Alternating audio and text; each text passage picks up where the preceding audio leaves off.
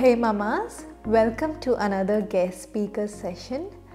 Today I am joined by the wonderful Felicity, who is a first time mom, and she takes us through her pregnancy journey, her preparation for birth, her fears and how did she overcome those, her actual birth story, and a little bit about her postnatal journey. So it's a wonderful session with lots of learnings if you are a first-time mom or you are in that pregnancy journey, and lots of wonderful resources to share. So stay tuned and enjoy the session. So over to Felicity. Welcome, Felicity. Thank you for joining us. Thanks, Rigetti. Thank you for having me. Yeah, it's so great. So would you like to tell us a little bit about yourself and what's motherhood like for you? Well, yeah, Felicity is my name, and pre having my little one, Fergus, I was, quite an active person, quite physical. I loved playing, women's football and loved hiking, getting out and about in the community, being part of different community groups as well. Motherhood, absolutely loving it. It's my favorite job in the world. Obviously has its challenges, and, the early days were, really hard. But we got through it with my partner. Having a child in lockdown, no one really met Fergus until he was nearly 3 months old. 11 weeks, I think my mum and dad met him. But other than that, we were in our little bubble. But there were some benefits with my partner working from home during that time to support me through that as well. But yeah, he missed out on a little bit as well. But loving it. So nearly 2, finally starting to sleep a little bit longer, which is nice. But yeah, so much fun. Yeah, great age. Yeah, that's great. So Felicity, let's start from the start. So when you fell pregnant, how was it like, and were you guys planning, or what was it like, and what were your feelings when you found out you were pregnant? Yeah, so my partner and I, Callum, we definitely sort of had some discussions, and wanted to have obviously a family if we could. And I was 37, so 36 when I fell pregnant. 36, 37. So I was, definitely had some concerns and hesitation around what my fertility would be like and would I be able to fall pregnant. And lucky enough, we sort of fell pregnant within the first 3 months of trying. And I had a really smooth, great pregnancy. I did have some pelvic girdle pain actually quite early on, and then a bit of sort of, rib, and, as you become bigger, you get a little bit more uncomfortable. But, I had a really smooth pregnancy, and I think we went into that lockdown in March, April, and I had Fergus in the August. So I think I was able to move a lot slower. I was working from home, which was lovely. I was able to have a little bit more of a sleep in, go and do my morning walk. So I think some of the benefits of being in lockdown and being pregnant was able to allow me to move a little bit slower and stay well. Yeah. That's great. So what were your feelings exactly when you found out you were pregnant, and what did you start preparing for? How was it? I was obviously over the moon and excited. I was just like, is this real? Is this actually happening? I thought it might have taken a little bit longer to fall pregnant. So yeah, we were super excited. And then we just went through each of the milestones. I guess we were anxious at each of the milestones that you go through. And then, 12 weeks, the scan looked great. And then the 20 weeks. Sorry, what was the rest of the question there, Virginia? So I asked, did you start preparing? Sorry, that's right. Sorry. So I started, having some conversations with a friend and a few different friends who just had, who had their little ones. And one of the things that sort of popped to my mind, a friend had a bit of a challenging birth and felt that things were taken a little bit out of her hands when she was at the hospital. And she sort of said, I wish I'd had engaged a private midwife. And that just sort of planted a seed for me. And I actually started doing a bit of research around engaging a private midwife, and actually did from about 14 weeks on. Yeah. Okay. So what was your type of care that you went for? Was it private midwifery, or what was the combination? Yeah, so we went through, I went through a private midwifery practice, and I did share care through there. So I did all my, your regular appointments you do through share care with my my private midwife, but it also allowed for some birth planning.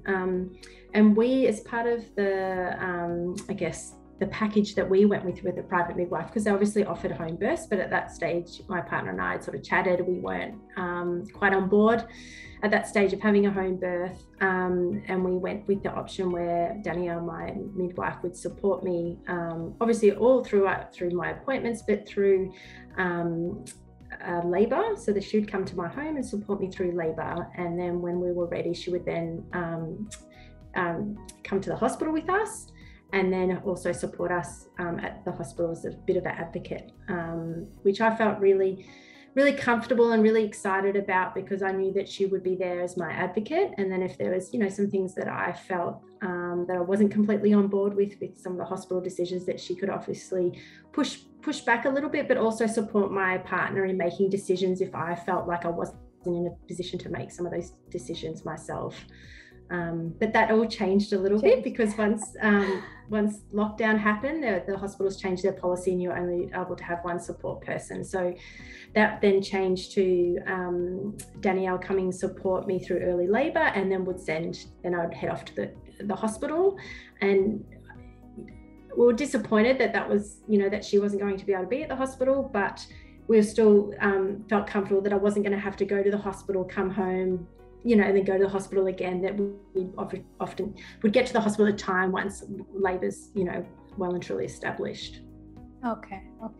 So if there was no lockdown, would your midwife, would you have like your regular checkups with your midwife? Was that how it works? Yeah, okay. Still had all my regular checkups through the lockdowns. If things constantly changed, I had to shift offices, because where they were was never, couldn't meet COVID safe policies. Okay. I'd have to mask up. I could only go to some meetings, some of the appointments, but then sometimes Callum was allowed to come as well. So that was always a change, constantly changing from week to week on where it would be. And then I'd still have my hospital appointments. However, that was only myself that could go. Callum couldn't support me in that. Okay. So in this type of shared care, did you have appointments in the hospital as well as with your midwife? Yeah, and I'm just trying to think, yes. So it's like the major appointments. I think you go to the hospital, I'm just trying to think, is there one at 14 weeks and then maybe around 20 weeks, and then closer towards your due date, you go again. So I think I had about baby's heart rate, check my growth is on point, and then sort of see you later. But there was no discussions around what sort of birth I wanted to have at all. It was very much just checking the basics that were all sort of progressing along okay physically. Okay. So just coming back to that question, like, why did you think of engaging a private midwife when you were already with the public hospital? So was it your friend's experience that really sort of guided your decision, or? Yeah, and my friend had quite a traumatic birth. She felt like some of the decisions were taken out of her hand, and she felt like she would have valued having that advocate there to push back a little bit. She ended up having a really, really beautiful bub, but it was all sort of progressed quite quickly and emergency Caesar. But and there was just more reading that I was doing as well, and a little bit more research around the benefits of having a private midwife, and actually getting to know your midwife through that whole journey. And I think that was the thing that I really enjoyed with having Danielle, is that we formed this really beautiful and trustful relationship, and I could check in with Danielle on a range of different topics, and then she would give me so much information. She'd go away and read about this, or perineal massage, or spinning babies exercises, or there's a few tests that the hospital might want you to do, but you don't actually have to do these are this is what they do in the UK, this is what they do in New Zealand, there's a few different choices for you, which I found really empowering. Okay, so were there times when you had some question and you could like really go back and check with her that this is this, I read this, what do you think about it? Yeah, like you could really like call her up, was she available, that kind of thing? Yeah, and there was a few times where, I was having a day where I was like, I felt my, the baby move and I was getting concerned. So I'd rang her and we'd sort of check in there. And she was like, if this happens, you can go off to the hospital. So she would always be there if I needed her or needed to make a call. If she wasn't available, I would have been able to chat to another midwife. There was also some times where given some information from the hospital and I wasn't sure why, so I went back and checked in with Danielle. I wish I had more details, but I remember when I was around 30 weeks, they said, you should be taking these antibiotics, and I had no idea what it was for. And then went back into Danielle. She said, you don't require that. That's not, you don't need that. So it was just great to have her to check in with. And then she would obviously share a lot of articles and other, interesting books, some things on breastfeeding as well, which was super helpful just to prepare me for that. Yeah, wonderful. And did she, as you progressed and were closer to your due date, did she do they have a session with you and your partner, just understanding your birth preferences and guiding you around that? Or yeah, so they did offer some birth classes, but I think because they went into COVID lockdown, they weren't able to offer them. But we did a birth planning session with her where I developed a birth plan on what our wishes to be. Yeah. But sort of just stepping back, Callum and I did a calm birth course, which was over 2 weekends online. So it's 2 full days.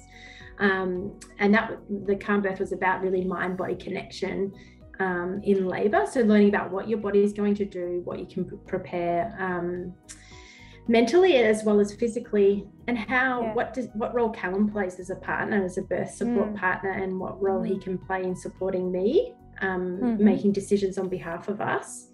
And then we got some really fabulous guided meditation as part of that as well. So and great pointers around one of the things that did help with me is developing affirmations, some really positive affirmations that I ended up compiling to use for my labor. Did you actually use them? Yes, I did. So probably once I went on maternity leave, I went through a stage of every second day doing my guided meditation. And the meditation, there was about 4 or 5 different guided meditations. At the start, I was like, this woman's voice doesn't really work for me. But I really just got into it. And when it's like, it would take you on this journey, because it's, it talks about you and your baby working together. And that's what I really loved. It's this connection. You're working together to bring your baby into the world. And then there are a few other sort of light bulb moments where you go to see this older, like a senior woman or an elder, and you're on this journey, and then you get to meet her because you're asking her, how am I going to cope? How am I going to do this? And then you get there and she sort of goes, you've got this, you can do this. And then I reflect, is that an older me reflecting back on, the journey that I've been on, that, you'll know what to do when the day comes. That was the message. But so a lot of that information from the calm birth, sitting down and talking to Danielle. We got a template as well that we could work off in developing a birth plan. So we went through that to, I didn't want any intervention. I wanted to be able to go into spontaneous labor, to how I wanted to be treated in the hospital. If there was, if I did have to have a cesarean, what role Callum would play with my baby, in regards, having that chest-to-chest contact. To cutting the umbilical cord. My partner did not want to cut the umbilical cord. He didn't feel he's got a fear of blood, and so all those sorts of things we went through. But I wanted to cut the umbilical cord, which I was able to do. So it was lovely. That's great.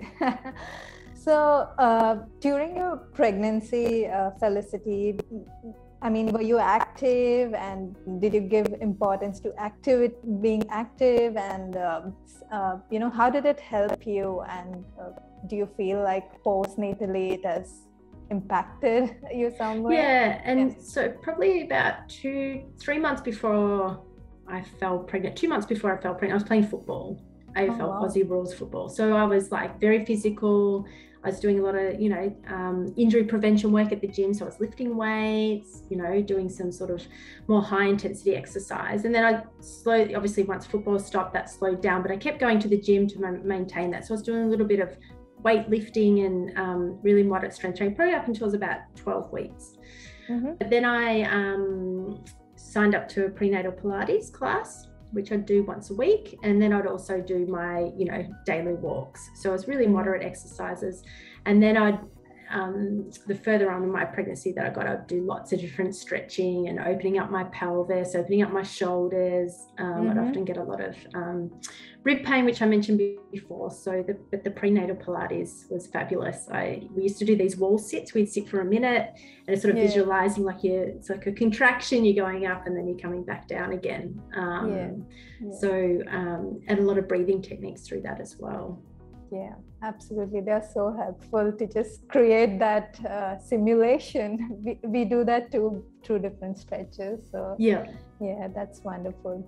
And tell me about your research, like especially being a first-time mom, sometimes researching on this whole topic can be quite overwhelming and like a lot of medical terms that you can't get your head around. And where did you research? And like you said, you had a private midwife, so you could always go back to her and cross-check. So where did you exactly research? Were there any websites that you specifically trusted and went to? Yeah, well, that's a good question. We were given a lot of resources through the Calm Birth course. So I can't actually remember, off the top of my head who developed, there's a range of different resources that I could access. But some of the books that I did read that I found really informative was the Ina May Gaskell's Guide to Childbirth, and I really enjoyed Millie Hill's Positive Birth book as well. And then one thing I sort of really went about was I was really interested in watching births, seeing births, because I was like, what's it going to look like? What's it going to feel like? So I remember just Googling, getting on YouTube and watching lots of different births.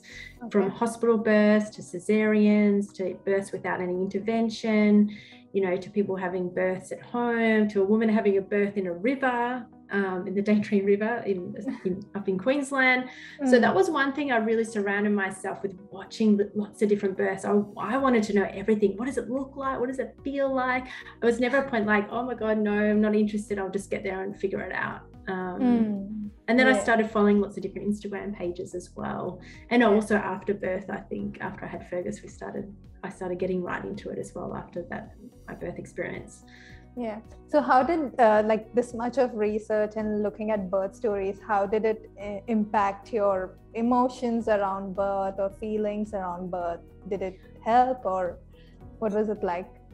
I did get to one point where I said, I've read enough, I don't want to read anymore. But I made a decision because, you start to get concerned where you hear some negative stories. And I'm like, I don't want to surround myself with any more negative stories.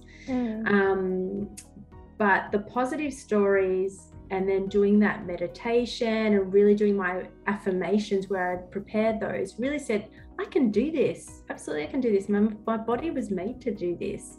I believe in myself, I can do this.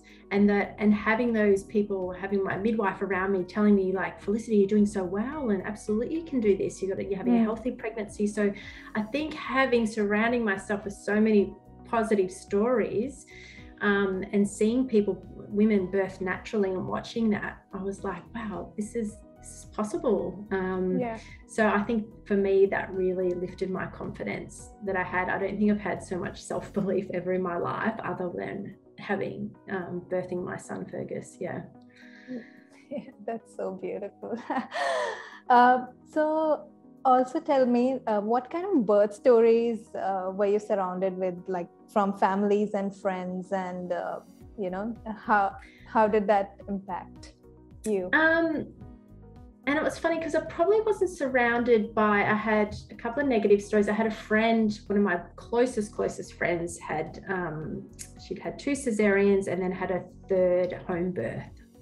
So a VBAC, which, considered was quite, high risk after 2 cesareans. And I just remember by the time I went to have Fergus, her little girl was probably 4 years old.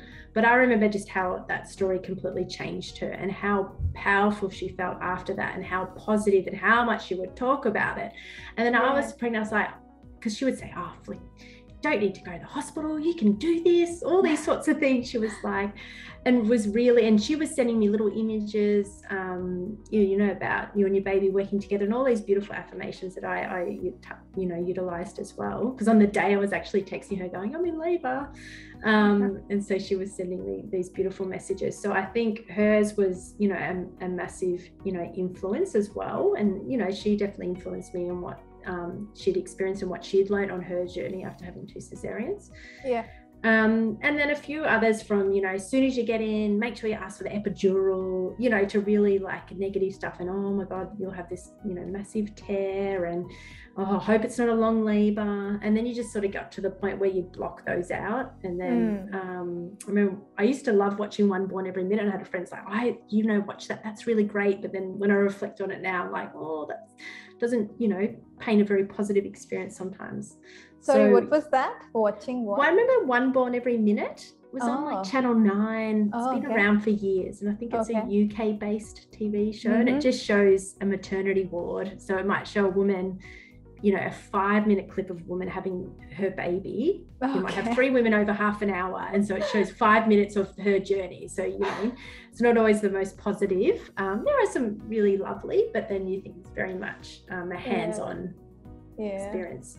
So you do feel like really surrounding yourself with someone who has got like a positive birth experience, and they supporting you can really like make a good difference to your feeling and emotions towards birth. Absolutely. And I think I started to, if I did hear some negatives, I would block them out, but I was really in tune with my friends, because I could just see, you know, what the outcomes they got. And that was also, that one friend. And it was so lovely to have her on my pregnancy journey. So what was your biggest fear about birth? Did you have any fears? Not my fear as I got closer to having, I guess I had a fear of being induced. I think was probably my greatest fear, not being able to go into labor spontaneously. I think that was my greatest fear, because then I had, you know, a bit of concern that I might have some other interventions. But it was part of the Calm Birth course. You know, we talked about that, and you know, if that was the decision, if that was where you were at, you know, what you can actually prepare yourself to go on that journey. So I started feeling a little bit more comfortable that if I was induced, and what discussions I might have to actually push back being induced. You know, if everything was okay with Barb, you know, could we push it back a couple of days? So that was great having Danielle on board if I had to have that discussion. Getting closer to my due date, you know, COVID lockdown was, you know, I think we're getting to stage 4 lockdown. But the hospitals were changing their policies, and there was a big announcement where they thought partners might not be able to come into the hospital. So that was another fear, that if I was to have a cesarean, would I then be in the hospital with my baby when my partner couldn't actually come and visit? So there was a lot of, so that in the last couple of weeks, I was getting very nervous around decisions that were actually being completely taken out of my hands.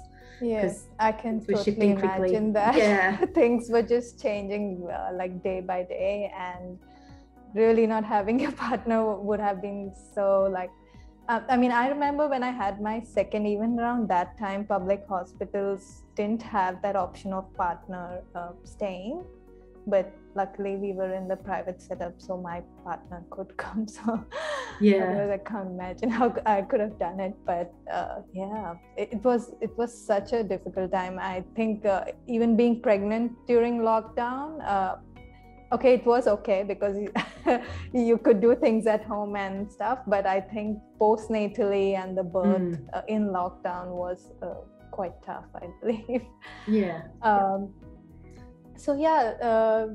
Let's come to your birthday. Like, how did things like start rolling, and how did it all go? Take us to that. It was sort of the night before my due date, actually, or 2 days before my due date. I had the show, was a vagina show, you know, where and I had that. And I remember taking a photo and sending it to Danielle. She's like, yep, that's great. That's, you know, things are progressing. You might be getting close to having Barb.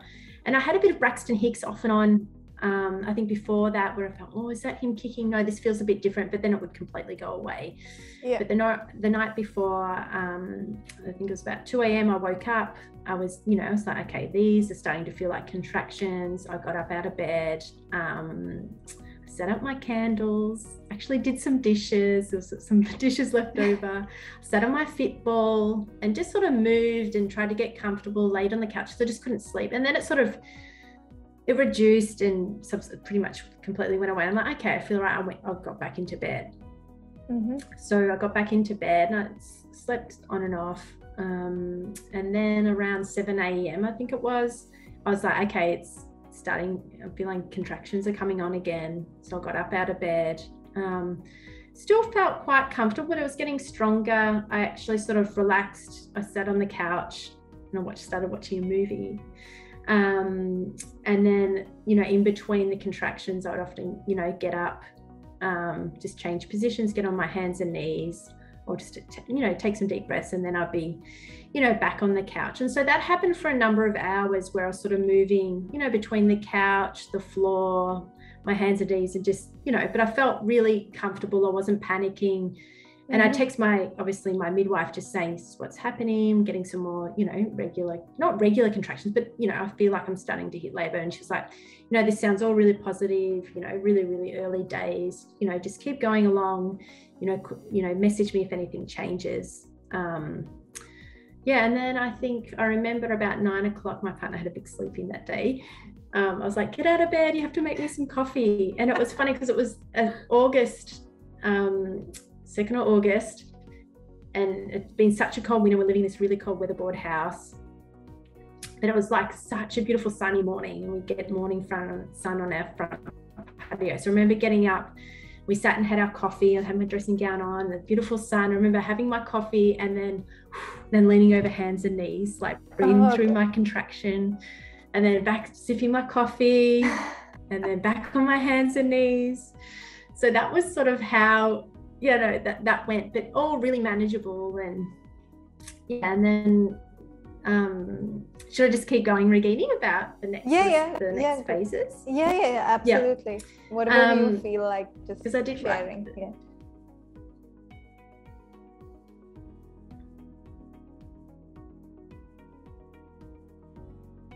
Sorry, what was that? No, I said whatever you feel like sharing. Great. Okay. Yeah.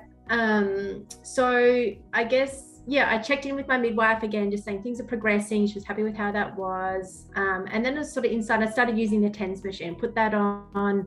I didn't have much back pain, labor pain. It was all very much at the front. So I could really, I was really turning on the TENS machine, but it was great to have it as a distraction for me. Didn't necessarily reduce the pain, but that's okay. In between there, my Fitball, my partner was sort of feeding me snacks, and we're all sort of progressing along really comfortably. Were your contractions a bit regular, or they were just and that was the big, because I remember I was with my partner Callum, I'm like, okay, I want you to time the contractions. So I was trying to figure out where I'm at, right? And then we'll try to have a discussion. Do you record them from the start of the contraction to the end of the contract? Is it when you know what I mean?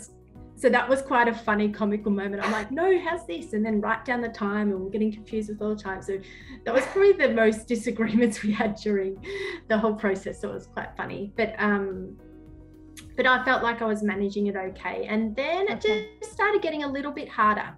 So I checked in with my midwife again, but I felt, and then I was like, this is getting a bit harder, but okay. And she's like, okay, with how my contractions were really quite short. They were getting closer together, but quite short.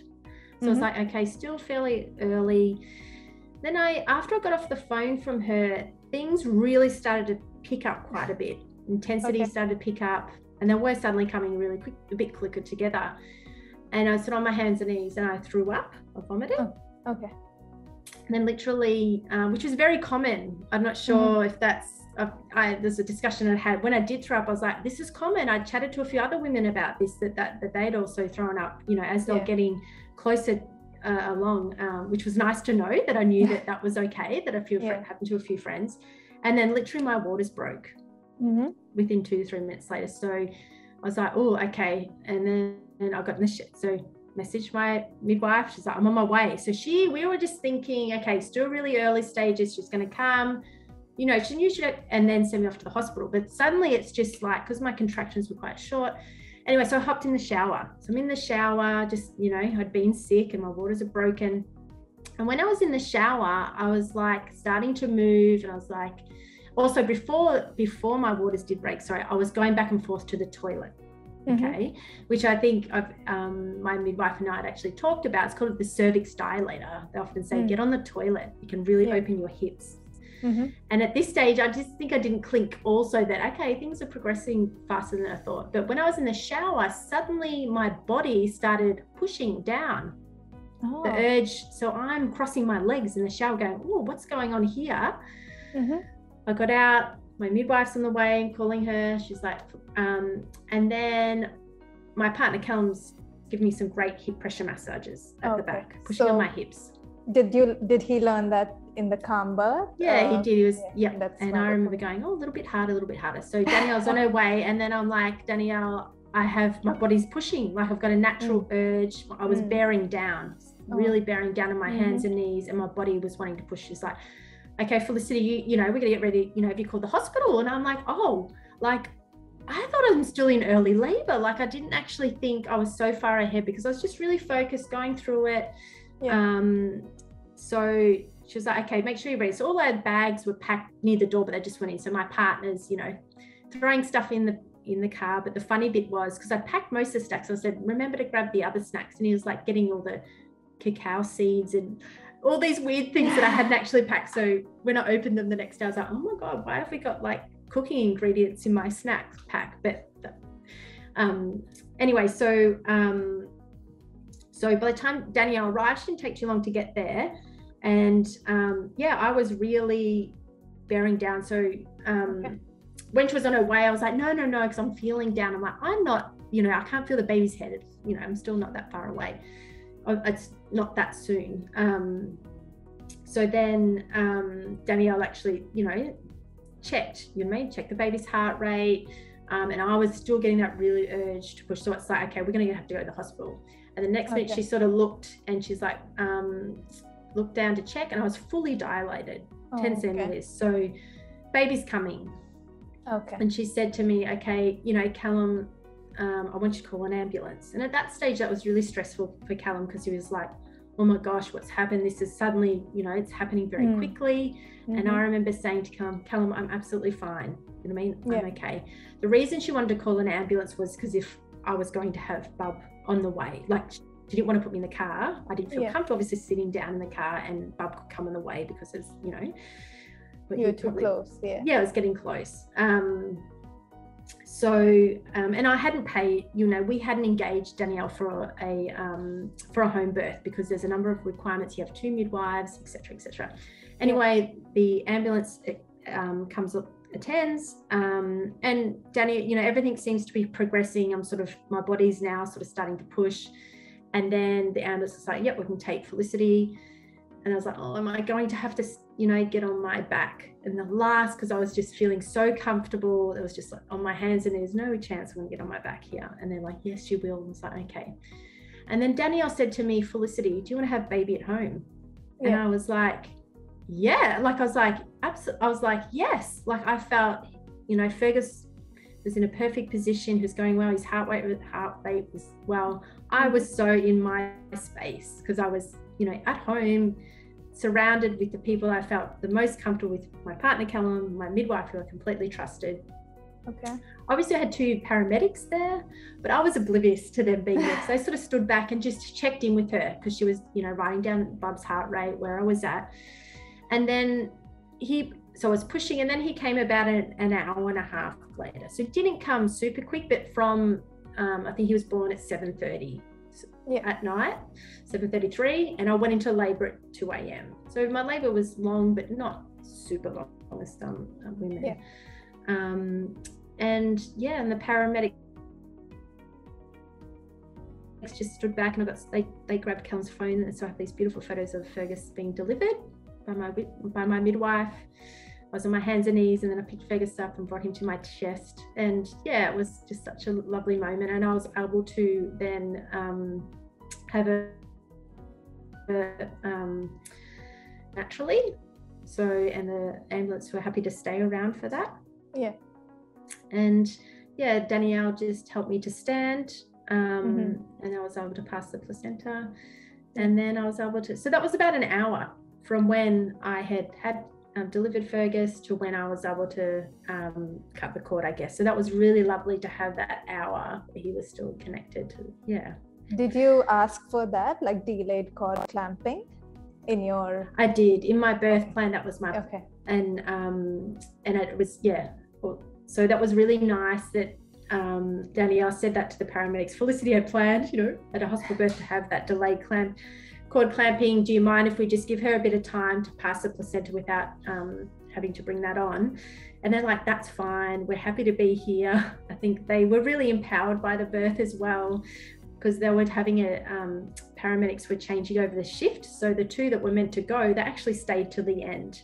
So I actually had 4 paramedics in my house just sitting there, you know, getting ready, getting the towels, turning on the heater, making sure the space, and help supporting Danielle as well. But so that was really nice as well. So I had some really beautiful words with the paramedic afterwards. And then after that, we did get in the ambulance and go to the Mercy. But yeah, and then we came home the next morning. Okay. So you had like absolutely natural birth and no like tearing or any sort of issues like that? Like you came back? No, so I had a graze. Graze, okay. Yeah.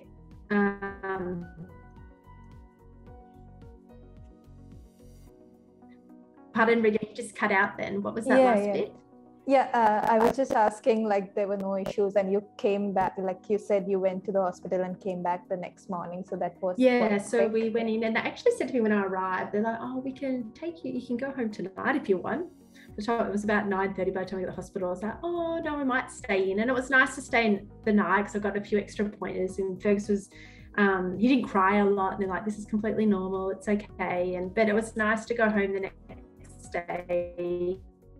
They also offered Callum to stay the night, which you know, during COVID, we just didn't think that was possible. So but he actually went home because he had to do a little bit of cleaning up. I can because imagine. Obviously it wasn't a prepared home birth. It wasn't as much cleaning up. So, and it's really lovely. We still have our beautiful little rug that I delivered Fergus on, is in our lounge room. Wow. And I always think this is a little keepsake, because like this, you know, you were born onto this rug, Fergus. Yeah. Obviously we had towels at the top, but it did survive. Yeah. Okay. Just taking a step back, I wanted to know, like, you know, when you were having contractions, what strategies did you really use to cope with it? Like you said, a bit of breathing and things like that. And what was, go ahead with that question, and maybe so definitely like really, you know, really those really deep breaths and going through, because I felt my contractions weren't really long, but it was just like, okay, it's coming, and just really rolling with it and just really focusing on my breath. You know, I'd try to take my focus away from the actual feeling.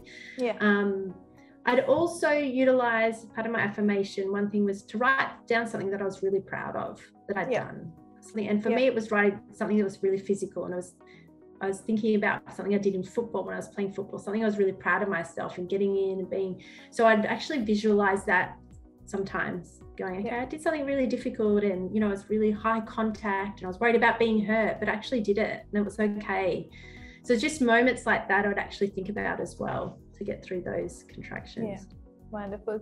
So do you think your sporting experience helped you a bit, Felicity, here? You had already... Maybe, like, I always think a few of my friends had births after me as well that played in my football team, and they both had pretty natural births, hospital to hospital births, and they did the calm birth experience. But I was saying maybe it's a football thing, so we've had a few other friends that have had pretty positive birth experience. But I think it did help. I think for me, staying active and doing the prenatal Pilates, I think was helpful as well. Not 100% sure, but I think Great. And having that, because I used to play a lot of sport and I played a lot of tennis. Sorry. And how they actually say like birth is like a marathon, like how in sport, you have a coach and you visualize, the positive things, winning, and you'll hear positive stories. And how birth is just like that. You need to surround yourself with that positive stories, that visualization, have a coach, have a support, and have the correct environment. So yeah, that's why I was asking, if your sporting background just helped you visualize and just tune in, and what to focus on and what to just let go. So yeah, it's wonderful. Absolutely, and you can make definitely some connections. So I think of football, it's 4 quarters, and you think of the stages of pregnancy. And then also for me, football, getting down on the ground and getting back up again, and getting down on the ground and getting back up again. There were those things I would repeat as well, that, it's like riding the wave of a contraction, and how tiring it is in football, like the ball's on the ground, you tackle, and you're like, okay, get the ball, got to get up again, and you repeat it. And I think that was, absolutely. And was getting on all fours a good pose for you to manage your contractions? You did absolutely. mention that. My body naturally did it. So I was obviously on the fit ball very early stages, but once obviously I got to that second stage of, really pushing, my body was just like, this is where I want to be. And it was funny, I actually did have a few little grazes on my knees and elbows, because obviously I was really bearing down and, really pushing against. But for me, it was the most comfortable position. And sometimes I think, women should be encouraged to be in that position as much as possible, or wherever feels comfortable. I've even seen fabulous births of women standing up, so strong and so powerful in their legs. It just allows me, for me, it really allowed me to, and it also allowed me to really open up my pelvis too in that position, I think, which allowed Fergus to spin and turn nicely. Wonderful. So last thing, also, how did your partner support you, and did you feel that training and everything helped you? Yeah, absolutely. I think I felt like sometimes I had to coach him. I'm like, Callum, you got to read up on this. And I do remember a couple of weeks out of having Fergus, I was like, Callum, maybe we should just have a home birth. And I said that jokingly, not thinking it was actually going to happen. He's like, oh, I don't know if he wouldn't change it for the world now. And it was such a beautiful experience. But yeah, he did a bit of reading investigation. But I think the Calm Birth course was good because it helped manage. Callum gets a bit anxious. He's a bit of a worrier, my partner. So it's actually helped him know what's going to happen and how I'm going to behave and how I'm going to react to situations. So it was also good for him on how he was going to, support me and coach me through those really difficult stages. Yeah. So in that actual moment, what kind of support did you get from him? Like you did mention some counter pressure. Was it mental support as well? Yeah, and he was doing all the getting me snacks throughout the day. I do remember at one stage I had said to myself, I was getting in the shower, he thought I said, I can't do this, but I was actually saying I can do this. But he's jumped in, he was like, Flick, you can do this, you've got this. But so it's nice that we're both on the same page on that really positive talk. So just being there. And I think, and obviously when I was pushing and getting, through that stage, he was there by myself and just saying, reaffirming, you've got this, Fleet, keep pushing, and you're doing so well. I was actually really surprised how well he did, because it's probably not his natural state. For someone that doesn't like blood and doesn't like hospitals, it ended up working. He did a great job. He really stepped up. Okay, wonderful. And how did you feel after the birth? And did you have a debrief or something? Did you feel okay? What was it like? After the birth, I felt I felt pretty good the next day. I didn't lose too much blood or anything like that. I just had a graze. And then but it did take me a while, because I feel like maybe I'd had, now reflecting, I might have had a tiny minor, not a very minor prolapse, a little bit. So that's been a bit of a journey in just getting stronger with my pelvic floor. But a lot of that stuff didn't come to, because I remember sitting down and be like, I need to go to the toilet. And I'm like, I think I just went to the toilet in my, like those first few days after having, you know, sitting in your pads. So, but it was, you know, I didn't have the stitches or anything like that to deal with, but it still would use a little bit of ice. And, you know, I look back, I definitely encourage people to get a sitz bath if you don't have one, or if you have a bath, to actually use the bath. That was sort of one thing I sort of wish I did a little bit after, and just moved a little bit slower in that regard. Because I remember a few times with, hey, let's go for a walk. It might have been a week after. Then I'm like, well, actually, I'm feeling a bit tired. You know what I mean? I need to pull it back a little bit.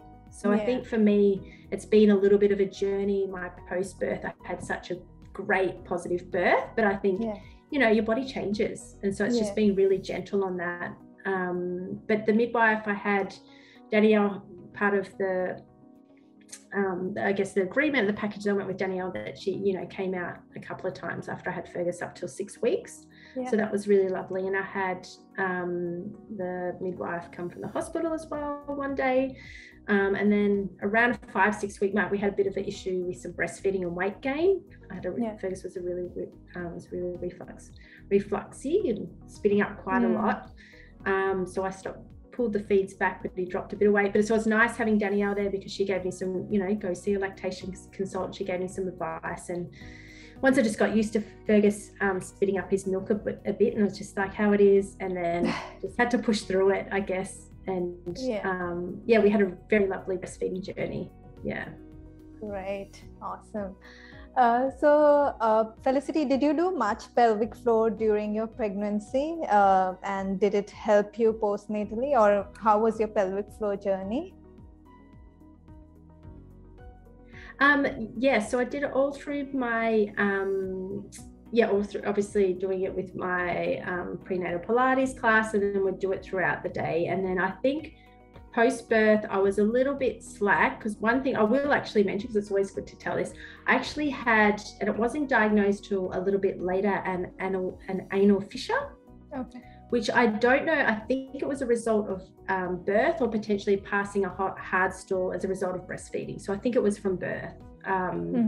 But it wasn't sort of picked up till maybe 4, 5, 6 months later. So it's just a tiny little cut in your anus, going into too much details. But that's where I wish I was aware of it a little bit earlier, because I got told, I was like, oh, it's okay. It wasn't really painful at the time. And then once I sort of got on top of it, and I said, here's this cream, and then I wasn't sure if I could take it while breastfeeding. So because I was so focused on Fergus, I actually wasn't thinking about myself enough.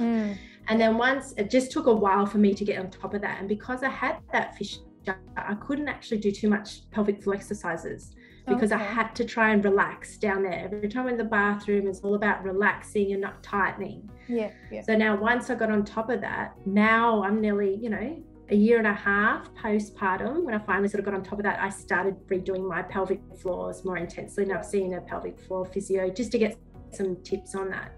And that's been fantastic too, seeing a pelvic floor physiotherapy. I highly recommend that. So that was been a bit of a difficult journey, but because you just think, but I'm finally on top of it, I think. And now sort of getting back on top of my pelvic floor, and it's really improving. So I feel great now. That's so great. And that affects your quality of life so much. Like, just having, you don't have to shy away from jumping or doing the activities that you like. And I'm sure, like you said, that you really practiced it through your pregnancy. So your body and your mind is already connected. It's just a matter of retraining it again. Absolutely. And wonderful. Really visualizing, that's one thing you're trying to visualizing that lift and that relax as well. Wonderful. And that's another good point that you mentioned, that always you might not need to really like lift. Like in your case, it was a different situation where you had to relax, but like a lot of people also have hypertonic pelvic floor, which is extra active pelvic floor. So the relaxation is actually equally as important as lifting. So that is what we share in our membership about pelvic floor and what are the different situations. So yeah, that's wonderful to know. So coming to the last bit, Felicity, do you have any top tips for pregnant women who are wanting to prepare for this journey and for an empowering birth? Just from your experience, what do you advise your friends and family? I think, read up as much as possible, surround yourself or find positive birth stories, watch different births. I really enjoyed that and got a lot out of it, and thinking, and it sort of changed my thinking, going, look at, that person's standing while she's giving birth, and that person, look at their partner, what, great massages they're giving, or what role they're playing, and the really, the calming, beautiful words that they're saying to their partner. So for me, it was really looking at those really beautiful births where there wasn't too much intervention, I found, and also how that can happen in a hospital setting as well. So staying active, I think, was really good for me. And obviously you've got your members doing your prenatal yoga, which is fabulous, and doing some, I found getting on the fit ball, opening up my hips, doing my wall sits and doing my stretches, doing the spinning babies. I think they recommend it after about 24 weeks, helping the baby rotate and get into a good position. I found that really, really helpful. Obviously, doing it, if you get a chance to do a birth education, I highly recommend a calm birth. A lot of people have done hypnobirthing, which I've heard fabulous things about. And then also doing some reading up on breastfeeding as well. I think that's really good to read up on that prior to have your bub. And if you get a chance, I always find if women get a chance to go on maternity leave that little bit early, if they can take the 4 to 6 weeks, I think that's ideal. Not everyone can take that, but really pamper yourself and look after yourself, and get in your zone, and don't be scared to block out other people. I think it was really lovely. A positive of COVID, it was just Callum and I felt comfortable through that. So we were able to, I didn't have to deal with lots of visitors, and even after birth, I think it was nice just getting in our own little bubble and getting really, really focused. Yeah. Great. Those are some really good tips, and especially agree on that breastfeeding part, because we sort of leave it like it will come to us naturally sort of a thing, but just preparing and just knowing your options there would have really helped. There was one question that, in the discussion, because you were in the flow, I didn't want to interrupt you and break the flow.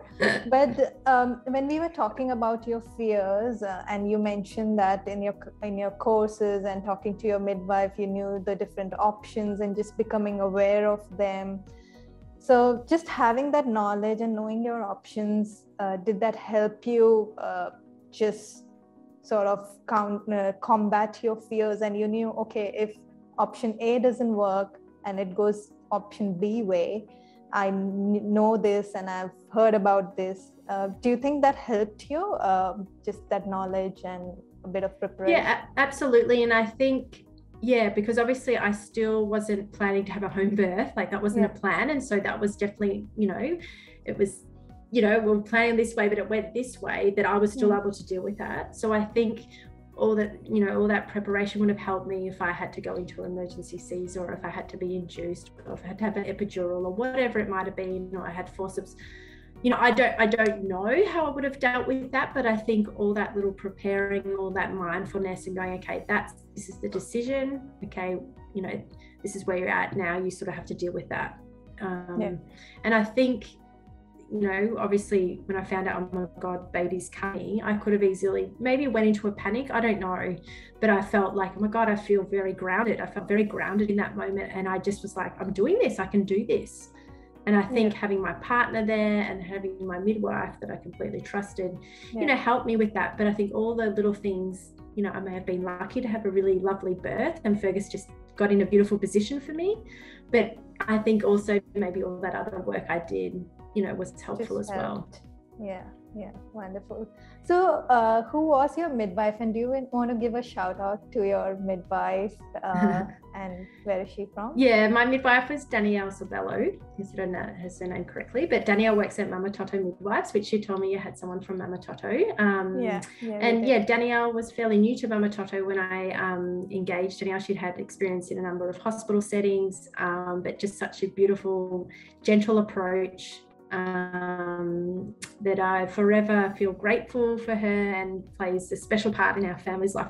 I nearly tear up. It's like this person that sort of comes in your life. And then I remember that after the 6 weeks, I was, bought her flowers and chocolates, but I felt so emotional because that was sort of like a letting go. And I think I wasn't prepared because she'd been on all this journey, and I was like, Felicity, you've got this, you're by yourself. But